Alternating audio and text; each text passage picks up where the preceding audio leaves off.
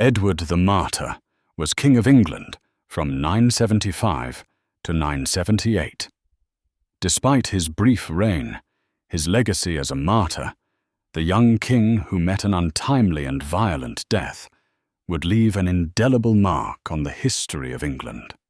His reign, which lasted only a few years, was characterized by political strife, family betrayal, and the complex dynamics between the monarchy, the church, and the aristocracy. Edward's murder, under mysterious circumstances, and the subsequent canonization of his memory by the church, would lead to his enduring legacy as a saintly figure and a symbol of Christian martyrdom. Edward the Martyr was born around 962, the son of King Edgar the Peaceful and his second wife, Wulfrun. Edward was the eldest son of Edgar, who had consolidated much of England during his reign, creating a relatively peaceful and prosperous kingdom. When Edgar died in 975, Edward, then around 13 years old, succeeded him as king. At this point, England was a kingdom still struggling with the delicate balance of power between its central monarchy, the regional aristocracy, and the church. Edward's mother, Wulfrun, was a member of a prominent Anglo-Saxon family, and her influence would have played a key role in his early life. In 975, Edward was a young boy, and much of his reign was likely governed by regents, as was customary for kings of his age. His brother, Ethelred, who would later become known as Ethelred the Unready, was also a young child at the time, and thus the succession of the throne was subject to the political maneuverings of various factions within the kingdom. Upon his father's death, the kingdom was divided between various factions of the nobility and the church, which all had different interests in the succession.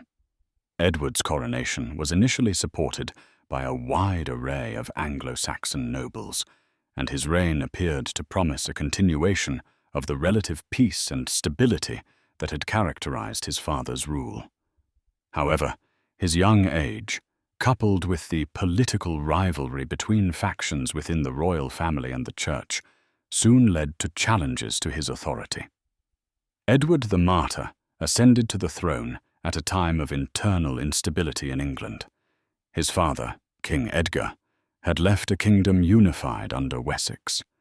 But after his death, the delicate balance between the monarchy and the church, as well as between the Anglo-Saxon nobility and the Mercian and Northumbrian lords, was threatened by political rivalries. Edgar's kingdom was far from a centralized, absolute monarchy. It was a composite realm held together by alliances, loyalty to the monarch, and the church's significant influence over both religious and political affairs. One of the most significant challenges Edward faced was the division between his supporters and those who favored his younger half-brother, Ethelred. Ethelred, who was only a child at the time of Edward's ascension, was the son of Edgar and his first wife, Ælfthryth, and thus had a claim to the throne that some of Edgar's courtiers and nobility considered stronger than Edward's. While Edward had been the designated heir to the throne during his father's lifetime, there was no guarantee that his rule would go uncontested. Edward's reign was also marked by the ongoing influence of the church, particularly in the governance of the kingdom. His father, King Edgar, had worked closely with the church and had been instrumental in the establishment of monastic reform. The church's stronghold over the kingdom's political and religious affairs meant that a king's relationship with the ecclesiastical authorities was critical for maintaining peace and stability. However, after Edgar's death, the church found itself embroiled in disputes, particularly over the question of royal legitimacy and succession. The most significant division during Edward's reign was between two factions, those who supported Edward and those who supported Ethelred. Ælfthryth, Edward's stepmother and the mother of Ethelred, played a key role in this conflict. She sought to position her own son as the rightful heir to the throne, and was a powerful political figure at court. Elfrith's ambition to see her son crowned king may have played a crucial role in the events leading to Edward's murder, as it is believed that she may have conspired to have her stepson killed in order to secure the throne for Ethelred. The most tragic event of Edward's reign was his untimely death in 978. The circumstances surrounding his death remain shrouded in mystery and intrigue.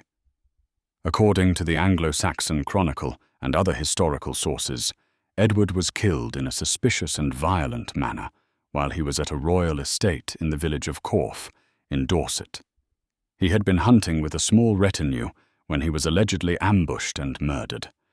The details of the assassination are unclear, but it is widely believed that his death was a result of political machinations within the royal family. The most commonly accepted theory is that Edward's stepmother, Elfrith, was behind the plot to kill him. She is believed to have been motivated by her desire to place her son, Ethelred, on the throne. According to some sources, Elfrith had arranged for Edward to be murdered by her own supporters while he was alone and vulnerable. The young king was reportedly stabbed or struck in the back, dying from his injuries shortly afterward. His death was sudden, brutal, and deeply unsettling for the Anglo-Saxon court. The death of Edward created a vacuum in the monarchy, and Ethelred was crowned king shortly thereafter. However, Ethelred's reign would be far less stable than that of his father, Edgar, and the murder of Edward haunted the early years of his rule. The circumstances surrounding Edward's death, combined with the political instability that followed, gave rise to a sense of betrayal and tragedy. His death was widely mourned, and he was remembered as a victim of both personal treachery and political ambition. Edward's death was viewed by many as a martyrdom, and his memory would become central to the Christian narrative of Anglo-Saxon kingship. The Church, which had long held great sway over English society, took note of the tragedy and began to venerate Edward as a saint.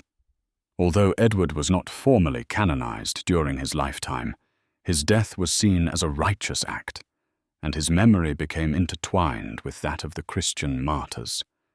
His tragic end, as a young and innocent king, contributed to his sanctification in the eyes of the Church. Edward's sanctity was reinforced by his close relationship with the Church, as he was the son of King Edgar, a king who had worked closely with religious reformers and promoted Christian values. In the aftermath of Edward's death, the Anglo-Saxon Church embraced him as a symbol of martyrdom and sacrifice, commemorating his death and recognizing him as a protector of the faith.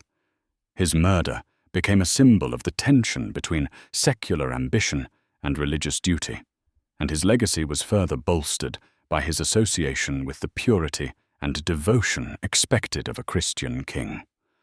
Although Edward's reign was brief, his legacy as a martyr would resonate throughout English history. His death was used by the Church to emphasize the sanctity of the monarchy and the idea that kingship was a divinely ordained institution. The tragedy of Edward's death, combined with his canonization as a martyr, ensured that he would be remembered for centuries to come, particularly in medieval England. King Edward, the martyr's reign, although brief, had a profound impact on Anglo-Saxon history. His death, under mysterious and suspicious circumstances, marked a turning point in the history of the English monarchy. The political divisions within his court, particularly between factions loyal to Edward and those loyal to his half-brother Ethelred, led to a tragic betrayal that would shape the future of England.